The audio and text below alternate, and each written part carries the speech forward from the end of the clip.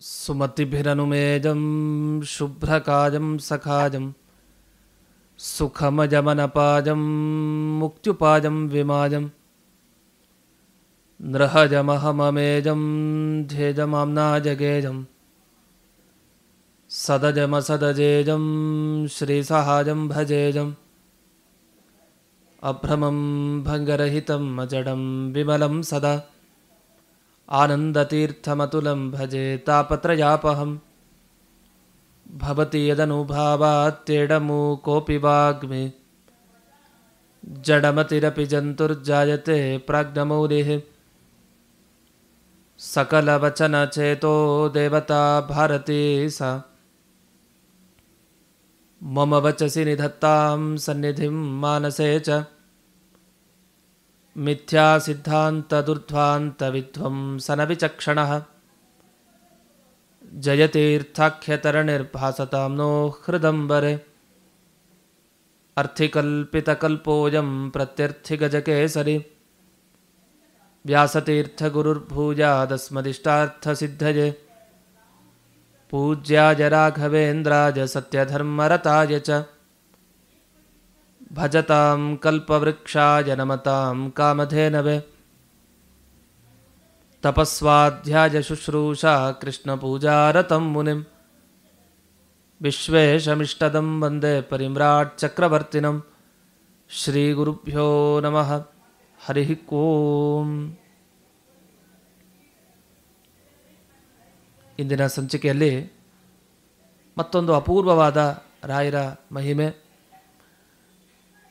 ಈ ವಿಷಯವನ್ನು ಕೇಳಿದಾಗ ನಮಗೆ ಗೊತ್ತಾಗೋದು ಒಂದು ಮಾತ್ರ ವಿಷಯ ಇಷ್ಟು: ರಾಯರು ಯಾವುದೇ ಇಂತಹ ಜಾತಿಯವರಿಗೆ ಅನುಗ್ರಹ ಮಾಡ್ತೀರಿ ಅಂತಿಲ್ಲ. ಬ್ರಾಹ್ಮಣನಾಗಲಿ, ಕ್ಷತ್ರಿಯನಾಗಲಿ, ವೈಶ್ಯನಿಗಾಗಲಿ, ಶೂದ್ರನಿಗಾಗಲಿ, ಅಥವಾ ಬೇರೆ ಅಂದರೆ ಮುಸ್ಲಿಂ ಜನರಿಗಾಗಲಿ, ಯಾರಿಗೇ ಆಗಲಿ ಅವರಿಗೆ ಅನುಗ್ರಹವನ್ನು ಮಾಡ್ತಾರೆ. ಅವರ ಮೇಲೆ ಯಾರು ಶ್ರದ್ಧಾ ಭಕ್ತಿಗಳನ್ನ ಇಟ್ಟಿದ್ದಾರೆ ಅಷ್ಟೇ ಅಲ್ಲ, ಯೋಗ್ಯನಾಗಿದ್ದರೆ ಅನುಗ್ರಹ ಮಾಡಬೇಕು ಅಂತಿದ್ದಾಗ ಎಂಥವ್ರಿಗೂ ಅನುಗ್ರಹವನ್ನು ರಾಯರು ಮಾಡ್ತಾರೆ. ಅದನ್ನು ನೋಡಿ ಇಂಥವ್ರನ್ನೇ ಉದ್ಧಾರ ಮಾಡಬೇಕು ಅಂತಿಲ್ಲ. ಕೆಲವು ಸರಿ ರಾಯರ ಹತ್ರ ಬೇಡಿರೋದಿಲ್ಲ ಯಾರು, ಆದರೆ ಕಷ್ಟ ಅಂತಿದ್ದಾಗ ಅವರೇ ಆ ಭಕ್ತರ ಬಳಿ ಓಡಿ ಹೋಗಿ ಅನುಗ್ರಹವನ್ನು ಮಾಡಿದ ಘಟನೆ ಸಾಕಷ್ಟು ಇದೆ. ಅದರಲ್ಲಿ ಒಂದು ಅಪೂರ್ವವಾದ ಘಟನೆ, ರಾಯರು ಇದ್ದ ಕಾಲದಲ್ಲಿ ಒಬ್ಬ ಮುಸ್ಲಿಂ ರಾಜನಿಗೆ ಅನುಗ್ರಹ ಮಾಡಿದ ಘಟನೆ. ಬಹಳ ಸುಂದರವಾದ ಘಟನೆ ಇದು. ಮುಸ್ಲಿಂ ರಾಜನಿಗೂ ರಾಯರ ಅನುಗ್ರಹ ಮಾಡಿದ್ದಿದೆ. ಹೇಗೆ ಅನುಗ್ರಹವನ್ನು ಮಾಡಿದ್ದು ಅನ್ನೋದನ್ನು ನೋಡ್ತಾ ಹೋಗೋಣ. ರಾಯರು ತಾವು ಅಪಮೃತ್ಯು ಪರಿಹಾರಕರು ಅಂತ ತುಂಬ ಪ್ರಸಿದ್ಧ. ಯಾರಿಗೆ ತಮ್ಮ ಆಯುಷ್ಯ ಏನಿದೆ ಅದಕ್ಕಿಂತ ಮುಂಚೆನೇ ಮರಣವನ್ನು ಹೊಂದಿದರೆ ಅಂಥವರನ್ನು ಉದ್ಧಾರ ಮಾಡುವಂಥದ್ದು, ಅಂದರೆ ಅಂಥವ್ರನ್ನ ಬದುಕಿಸೋದು.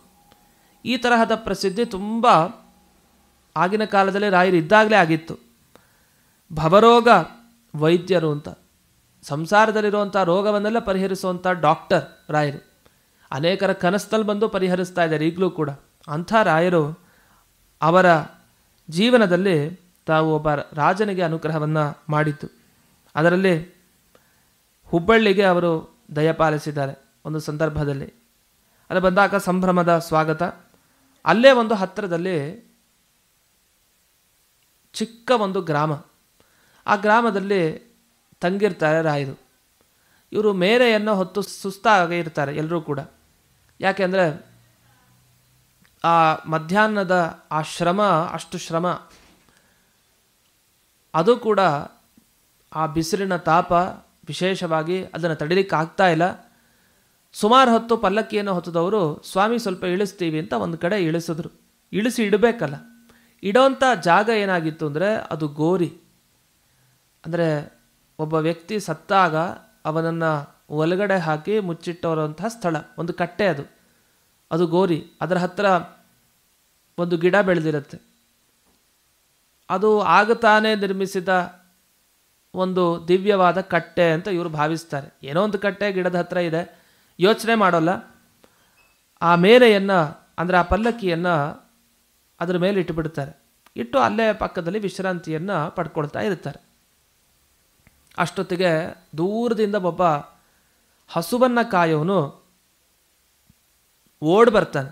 ಓಡ್ ಬಂದು, ಅಯ್ಯೋ ಅಯ್ಯೋ ಏನು ಮಾಡ್ತಾ ಇದ್ದೀರಿ, ಅಲ್ಲಿ ಇಡಬೇಡಿ, ನಿಮ್ಮ ಪಲ್ಲಕ್ಕಿಯನ್ನು ಮೇನೆಯಲ್ಲಿ ಇಡಬೇಡಿ, ಬೇರೆ ಕಡೆ ಇಡಿ, ಯಾಕೆಂದರೆ ನಿಮ್ಮನ್ನು ರಾಜಭಟರು ನೋಡಿದ್ರೆ ನಿಮ್ಮ ಕಥೆಯನ್ನು ಮುಗಿಸ್ಬಿಡ್ತಾರಷ್ಟೇ ಅಂತ. ಅಯ್ಯೋ ಯಾಕೆ ಹೀಗೆ ಅಂತ ಇದ್ದೀನಿ ಇವನು. ಆವಾಗ ಗೊತ್ತಾಗತ್ತವ್ರಿಗೆ ಅದು ರಾಜಕುಮಾರನ ಗೋರಿ ಅಂತ. ಅಂದರೆ ರಾಜಕುಮಾರ ಮೃತ್ಯುವಿಗೀಡಾಗಿರ್ತಾನೆ, ಆ ಮುಸ್ಲಿಂ ರಾಜನ ಮಗ, ಅವನು ಸತ್ತಿರ್ತಾನೆ. ಅವನ ಶವವನ್ನು ಆ ಕಟ್ಟೆಯ ಒಳಗಡೆ ಇಟ್ಟಿರ್ತಾರೆ.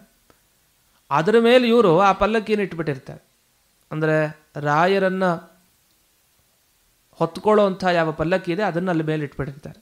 ಇಟ್ಟು ಪಕ್ಕದಲ್ಲಿ ವಿಶ್ರಾಂತಿನ ಪಡ್ಕೊಳ್ತಾ ಇರ್ತಾರೆ. ಸರಿ, ಅವ್ನು ಕೂತ್ಕೊಂಡಲ್ಲ, ಇವ್ರು ಗಾಬರಿ ಆಯಿತು, ಅಯ್ಯೋ ಯಾರು ಬಂದುಬಿಡ್ತಾರೆ ಅಂತ. ಅಷ್ಟೊತ್ತಿಗೆ ಬಂದೇ ಬಿಟ್ರು. 4 ಕುದುರೆ ಮೇಲೆ ಬಂದುಬಿಟ್ಟಿದ್ದಾರೆ ರಾಜಭಟರು. ಯಾಕಲ್ಲಿ ಇಟ್ಟಿದ್ದೀರಿ ಅಂಥೇಳಿ ಮೊದಲಲ್ಲಿಂದ ಕೆಳಗಿಳಿಸಿ ಅಂತ ತಾವು ಜೋರಾಗಿ ಮಾತಾಡ್ತಾ ಹೇಳ್ತಾರೆ, ಅಲ್ಲಿರೋಂಥವನು ಯಾರು ಅಂತ ತಿಳ್ಕೊಂಡಿದ್ದೀರಿ, ರಾಜನ ಮಗ, ನಮ್ಮ ರಾಜನ ಮಗ ಅಲ್ಲಿ ಇದ್ದಾನೆ, ಅವನ ಶವವನ್ನು ಅಲ್ಲಿ ಇಟ್ಟಿದ್ದೀವಿ, ಅಂಥ ಗೋರಿ ಇದು, ಅದರ ಮೇಲೆ ನೀವು ಯಾಕೆ ಇದನ್ನು ಇಟ್ಟಿದ್ದೀರಿ, ಮೊದಲಲ್ಲಿ ಕೆಳಗಿಳಿಸಿ ಅಂತ ಹೀಗೆ ಮಾತನಾಡ್ಬಿಡ್ತಾರೆ. ಆಡಿದ ಕೂಡಲೇ ತಕ್ಷಣ ರಾಯರ ಮಾತು ಅವರ ಕಿವಿಗೆ ಬೀಳುತ್ತೆ. ಬರ್ತಾರೆ ರಾಯರು, ಬಂದು ಮಾತು ಹೇಳ್ತಾರೆ. ಏನು ಹೇಳ್ತಾರೆ ಅಂದರೆ, ಯಾರು ಹೇಳಿದ್ದು ನಿಮಗೆ, ನಿಮ್ಮ ರಾಜನ ಮಗ ಸತ್ತಿಲ್ಲ ಇನ್ನು ಅಂತ ಹೇಳ್ತಾರೆ. ಗಾಬರಿ ಆಗೋಗುತ್ತೆ. ಸತ್ತಿಲ್ಲ ಅಂದರೆ ಇದೇನಿದೆ ಅರ್ಥ ನೋಡಿ, ನನ್ನ ಮಾತನ್ನು ಕೇಳಿ. ಇವತ್ತು ಸೂರ್ಯಾಸ್ತದ ಒಳಗಡೆ ಅವನ ದೇಹವನ್ನು ತೆಗೀತಾ ಇದ್ದರೆ ಅವನು ಬದುಕಲಿಕ್ಕೆ ಸಾಧ್ಯ ಇಲ್ಲ. ಸೂರ್ಯಾಸ್ತ ಕಳೆದ ಮೇಲೆ ಅವನ ದೇಹವನ್ನು ನೀವು ತೆಗೆದ್ರೆ ಅವನು ಖಂಡಿತ ಬದುಕಿರೋದಿಲ್ಲ. ಮುಂಚೆ ತೆಗೆದ್ರೆ ಬದುಕಲಿಕ್ಕೆ ಸಾಧ್ಯತೆ ಇದೆ ನೋಡಿ ಅಂತ ಅಂದ್ರಂತೆ. ಇಷ್ಟೊಂದು ಕೂಡಲೇ ಪ್ರತಿಯಾಗಿ ಅವರೇನು ಮಾತಾಡಲಿಲ್ಲ. ಯಾಕೆಂದರೆ ರಾಯರ ಮುಖದ ವರ್ಚಸ್ಸು, ಅವರ ಗಂಭೀರವಾದ ಮಾತು ಇದನ್ನೆಲ್ಲ ಕೇಳಿದ ಕೂಡಲೇ ಗಾಬರಿ ಆಯಿತು. ಸೀದಾ ತಮ್ಮ ರಾಜನ ಬಳಿಗೆ ಹೋಗ್ತಾರೆ. ಹೋಗಿ ಆ 4 ಜನ ಹೇಳ್ತಾರೆ, ಹೀಗೆ ಸ್ವಾಮಿ, ಹೀಗೆ ಅವರ ಭಾಷೆಯಲ್ಲೇ ಅವರು ಸ್ವಾಮಿ ಏನಲ್ಲ ಇನ್ನೊಂದು ಶಬ್ದವನ್ನು ಬಳಸ್ತಾರೆ.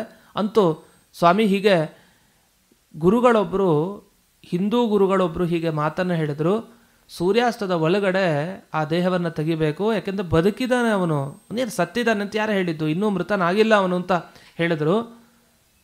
ಹೀಗೆಲ್ಲ ವಿಷಯವನ್ನು ಪ್ರಸ್ತಾಪ ಮಾಡಿದ ಕೂಡಲೇ ಅವನು ಎದ್ನೋ ಬಿದ್ನೋ ಓಡ್ ಬಂದ ಆ ರಾಜ, ಮುಸ್ಲಿಂ ರಾಜ ಓಡ್ ಬಂದು ರಾಯರನ್ನು ನೋಡ್ತಾನೆ.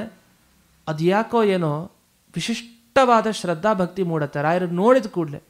ಅದು ಹಾಗೆ ಅನೇಕ ಸಲ ನಮಗೆ ಪರಿಚಯ ಇರೋದಿಲ್ಲ, ಅದೇನೋ ಅವ್ರ ಮುಖ ನೋಡಿದ್ರೆ ಅದೇನೋ ಸಂತೋಷ, ಅದು ಯಾಕೆ ನಮಗೂ ಅರ್ಥ ಆಗಲ್ಲ. ಅದು ಹಾಗೆ ಕೆಲವರ ಮುಖದ ವರ್ಚಸ್ಸಾಗಲಿ, ಕೆಲವರ ಮಾತಾಗಲಿ ಅಷ್ಟು ಮೋಹಕವಾಗಿರುತ್ತೆ, ಏನೋ ಅವ್ರ ಕಂಡ್ರೆ ಇಷ್ಟ ಆಗುತ್ತೆ.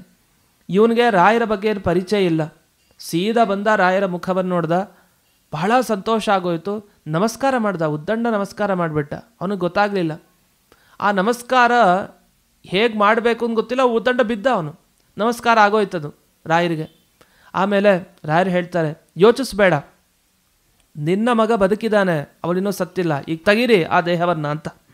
ಸರಿ ಆಯಿತು ಅಂಥೇಳಿ ಆ ಗೋರಿಯಿಂದ ರಾಜಕುಮಾರನ ದೇಹವನ್ನು ತೆಗೀತಾರೆ. ತೆಗೆದು ತಾವು ಒಂದು ಶುಭ್ರವಾದ ವಸ್ತ್ರ ಹಾಕಿ ಅದರ ಮೇಲೆ ದೇಹವನ್ನು ಮಲಗಿಸ್ತಾರೆ. ಎಷ್ಟು ವರ್ಷ ಆ ಮಗುವಿಗೆ? ಅವನಿಗೆ 7-8 ವರ್ಷದ ಮಗು ಅಷ್ಟೇ. ಆ ರಾಜಕುಮಾರ ತುಂಬ ಚಿಕ್ಕ ವಯಸ್ಸಿನವನು.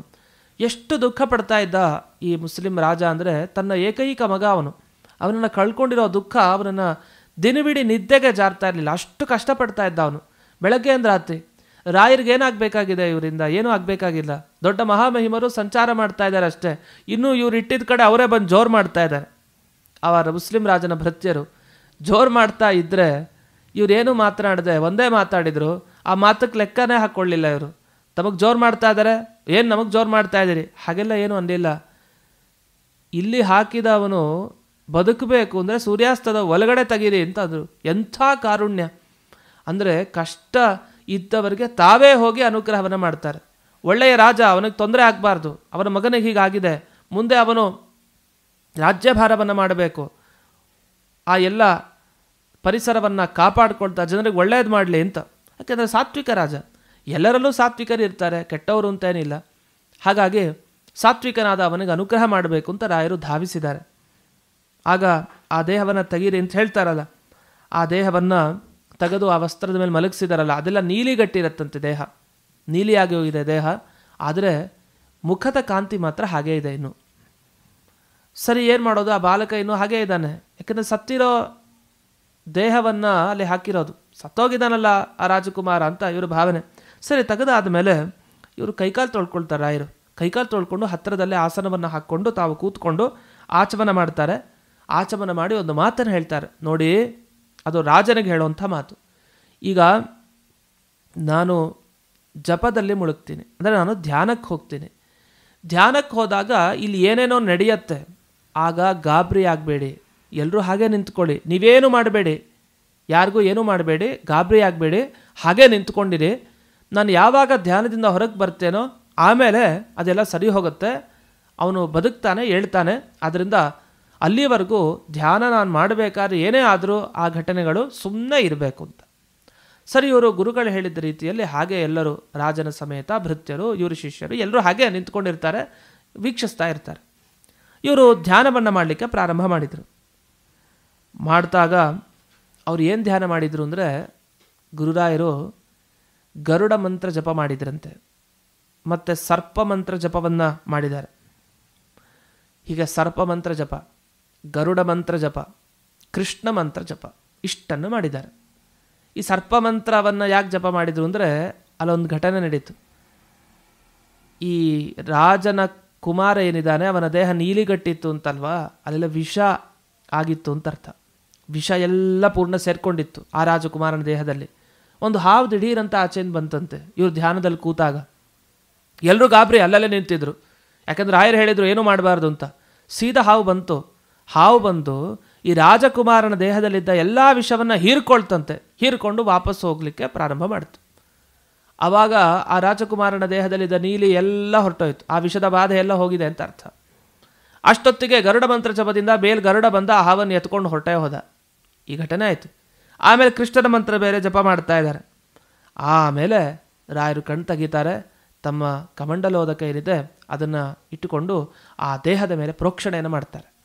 ಪ್ರೋಕ್ಷಣೆ ಮಾಡಿದ ಕೂಡಲೇ ಆಶ್ಚರ್ಯ, ಅವನು ಆರಾಮಾಗಿ ನಿದ್ದೆಯಿಂದ ಏಳೋವಂಥರ ಎದ್ದು ಸೀದಾ ತನ್ನ ಅಪ್ಪನನ್ನು ನೋಡ್ತಾನೆ. ಅಪ್ಪ ಅಂತ ತಾನು ಹೋಗ್ತಾನೆ, ಹೋಗಿ ತಬ್ಕೊಳ್ತಾನೆ. ಇವನಿಗೆ ನನ್ನ ಮಗ ನನ್ನ ಮಗ ನನ್ನ ಮಗ ಅಂತ ಎಷ್ಟು ಬಾರಿ ಹೇಳ್ತಾನೆ ಅಂದರೆ ಆ ಆನಂದ ಬಾಷ್ಪ ಸುರಿಸಿ ತುಂಬ ಆನಂದ ಆಗೋದಕ್ಕೆ. ಏಕೈಕ ಪುತ್ರ, ಅವನೊಬ್ಬನೇ ಮಗ, ಅವನಿಗೆ ತುಂಬ ಸಂತೋಷಪಟ್ಟ. ಅವನು ಹೋಗಿ ರಾಯರಿಗೆ ನಾನು ಏನು ಮಾಡಬೇಕು ಇದಕ್ಕೆ ಪ್ರತಿಯಾಗಿ ಅಂತ ಕೇಳ್ತಾನೆ. ಎಂಥ ಅನುಗ್ರಹ ಮಾಡಿದ್ರಿ, ನನ್ನ ಜೀವನ ಉಳಿಸಿದ್ರಿ, ನಾನು ಆತ್ಮಹತ್ಯೆಗೆ ಶರಣಾಗತನಾಗಬೇಕು ಅಂತಿದ್ದೆ, ಆದರೆ ನನ್ನ ಜೀವನನ್ನು ನೀವು ಉಳಿಸಿದಿರಿ ಅಂತ ಪರಿ ರಾಯರನ್ನು ಕೊಂಡಾಡ್ತಾನೆ. ಹೇಳ್ತಾನೆ, ನೀವು ತಾವಾಗೇ ಬಂದು ದೀನನಾದ ನನ್ನನ್ನು ಉದ್ಧಾರ ಮಾಡಿದಿರಿ, ಮುಖ್ಯವಾಗಿ ನನ್ನ ಮಗನಿಗೆ ಜೀವನ ಪ್ರದಾನವನ್ನು ಮಾಡಿದಿರಿ ಅಂತ ಬಹಳ ಕೊಂಡಾಡಿ ಸಾಷ್ಟಾಂಗ ನಮಸ್ಕಾರವನ್ನು ಮಾಡಿಬಿಡ್ತಾನೆ.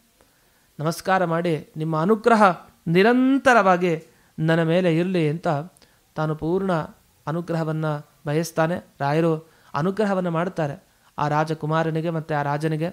ಇನ್ನು ಮುಂದೆ ಈ ಥರದ ಅಪಮೃತ್ಯುವಿಗೆ ಬಲಿ ಆಗದೆ ಇರಲಿ ನೀವು ಅಂಥೇಳಿ ಪೂರ್ಣ ಅನುಗ್ರಹವನ್ನು ಮಾಡ್ತಾರೆ.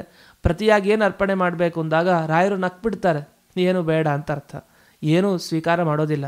ನಗ್ತಾ ಸದಾ ಆ ರಾಮನ ಅನುಗ್ರಹ ನಿಮಗಿರಲಿ ಅಂತ ಹೇಳಿ ಒಂದು ಮಾತಿನಿಂದ ಅವರು ಹೊರಟು ಹೋಗ್ತಾರೆ. ಇವರು ಬಹಳ ಸಂತುಷ್ಟರಾಗ್ತಾರೆ. ದೇವರು ಎಷ್ಟು ಅನುಗ್ರಹ ಮಾಡಿದ, ದೇವರೇ ಒಬ್ಬ ತನ್ನ ಸೇವಕನನ್ನು ಕಳಿಸಿ ರಾಯರ ಮುಖಾಂತರ ನಮಗೆ ದಿವ್ಯ ಅನುಗ್ರಹವನ್ನು ಮಾಡಿದ ಅಂತ ಆ ರಾಜ ಭಾವಿಸ್ತಾನೆ. ಹೀಗೆ ಒಬ್ಬ ಮುಸ್ಲಿಂ ರಾಜಕುಮಾರನಿಗೆ ಮಾಡಿದ ಜೀವ ಪ್ರದಾನ ದೊಡ್ಡ ಮಹಿಮೆ. ಇಂಥ ಮಹಿಮೆಗಳನ್ನು ಕೇಳಿದಾಗ ನಮಗೆ ಅನಿಸೋದು ರಾಯರ ಬಗ್ಗೆ ಎಂಥ ಕರುಣಾಶಾಲಿಗಳು. ಅವನೇನು ಕೂಗಲಿಲ್ಲ ರಾಯರನ್ನು, ರಾಯರೇ ಅವನ ವ್ಯಕ್ತಿತ್ವ ನೋಡಿ ಸಾತ್ವಿಕನಾದ್ದರಿಂದ ಅವನು ಉದ್ಧಾರ ಮಾಡಬೇಕು, ಕಷ್ಟದಲ್ಲಿದ್ದಾನೆ ಅಂತ ದೇವರ ಸಂಕಲ್ಪದಂತೆ ತಾವು ಹೋಗಿ ಉದ್ಧಾರವನ್ನು ಮಾಡಿದರು. ಅಂದಿನ ದಿವಸ ಹಾಗೆ ರಾಯರು ಸುಮ್ಮನೆ ಕಣ್ಮುಚ್ಚೆ ಹಾಗೆ ಆ ಬೈದವ್ರನ್ನ ನೋಡ್ಕೊಳ್ತಾ ಹಾಗೆ ಹೊರಟು ಬಿಟ್ಟಿದ್ರೆ ಎಂಥ ಕಥೆ, ಜೀವನವಿಡೀ ಅವನು ಶೋಕಮಗ್ನನಾಗಿ ಕಳಿಬೇಕಾಗಿತ್ತು. ಹೀಗೆ ರಾಯರು ಇಂಥವರಿಗೆ ಅಂತಲ್ಲ, ಎಲ್ಲ ಜಾತಿಯವರಿಗೂ ಕೂಡ ಅನುಗ್ರಹವನ್ನು ಮಾಡುವಂಥ ದೊಡ್ಡ ಗುರುಗಳು ರಾಯರು. ನಾವೀಗಲೂ ನೋಡ್ತೀವಿ ಅನೇಕ ಪಂಗಡದವರು, ಅದು ಮುಸ್ಲಿಂ ಪಂಗಡದವರಾಗಬಹುದು, ಅನೇಕರು ರಾಯರ ಸೇವೆಯನ್ನು ಮಾಡೋದಿದೆ, ಅವರ ಸ್ಮರಣೆಯನ್ನು ಮಾಡೋದಿದೆ. ಯಾಕೆಂದರೆ ರಾಯರ ಅನುಗ್ರಹ ಅಷ್ಟಾಗಿದೆ, ವಂಶ ಬೆಳೀಲಿಕ್ಕೆ ಕಾರಣವೂ ಆಗಿದೆ. ಅದನ್ನು ಸಾತ್ವಿಕರಾದರೆ ರಾಯರು ಎಂಥ ಜಾತಿಯವರಿಗೂ ಕೂಡ ವಿಶೇಷವಾಗಿ ಅನುಗ್ರಹ ಮಾಡ್ತಾರೆ. ದುಷ್ಟರು ಅಂದರೆ ಅನುಗ್ರಹ ಮಾಡಲ್ಲ. ದುಷ್ಟರಿಂದ ಲೋಕಕಂಟಕತನ ಜಾಸ್ತಿ, ಲೋಕಕ್ಕೆ ತೊಂದರೆ. ಯಾರು ಸಾತ್ವಿಕರೋ ಅವರನ್ನು ಎಂದಿಗೂ ಕೂಡ ರಾಯರು ಕೈ ಬಿಡೋದಿಲ್ಲ. ಇಂಥ ರಾಯರು ವಿಶೇಷವಾಗಿ ಎಲ್ಲರಿಗೂ ಅನುಗ್ರಹವನ್ನು ಮಾಡಲಿ. ಇಂಥ ಘಟನೆಯನ್ನು ಕೇಳ್ತಾ ಇರಬೇಕಂತೆ ಮತ್ತೆ ರಾಯರ ಮಹಿಮೆಗಳನ್ನು. ಯಾಕೆ ಅಂದರೆ ಒಂದು ನಮಗೆ ಅವರ ಮೇಲೆ ಶ್ರದ್ಧಾಭಕ್ತಿ ಜಾಸ್ತಿ ಆಗಲಿ ಅಂತ ಒಂದು, ಮತ್ತೊಂದು ಇಂಥ ಮಹಿಮೆಗಳನ್ನು ಕೇಳಿದಾಗ ನಮ್ಮಲ್ಲಿ ಯಾರಿಗಾದರೂ ಅಂದರೆ ನಮ್ಮ ವಂಶದವರೆಗೋ ನಮ್ಮ ಸಂಬಂಧಿಕರು ಏನಾರು ಅಪಮೃತ್ಯು ಭಾಜನರಾಗಬೇಕು ಅಂತಿತ್ತು ಅಂತಾದರೆ ಅದನ್ನು ಪರಿಹರಿಸ್ತಾರೆ ರಾಯರು. ಈ ಥರದ ಮಹಿಮೆಗಳನ್ನು ನಿರಂತರವಾಗಿ ಕೇಳ್ತಾ ಇರಬೇಕು. ಈ ನಿಟ್ಟಿನಲ್ಲಿ ಇಂತಹ ಸಂಚಿಕೆಯನ್ನು ವೀಕ್ಷಿಸಿದ ನಿಮ್ಮೆಲ್ಲರಿಗೂ ವಿಶೇಷವಾಗಿ ಆ ರಾಯರ ಪರಮ ಅನುಗ್ರಹ ದೊರಕಲಿ ಅಂತ ಈ ಸಂದರ್ಭದಲ್ಲಿ ಪ್ರಾರ್ಥನೆಯನ್ನು ಮಾಡುತ್ತಾ ಈ ಸಂಚಿಕೆಯನ್ನು ಅಸ್ಮದ್ ಗುರುವಂತರ್ಗತ ವ್ಯಾಸತೀರ್ಥ ಗುರುವಂತರ್ಗತ ಭಾರತೀ ರಮಣ ಮುಖ್ಯ ಪ್ರಾಣಾಂತರ್ಗತ ಶ್ರೀಮನ್ ಮೂಲ ಗೋಪಾಲಕೃಷ್ಣನಿಗೆ ಅರ್ಪಣೆಯನ್ನು ಮಾಡ್ತೇನೆ. ಶ್ರೀ ಕೃಷ್ಣಾರ್ಪಣಮಸ್ತು.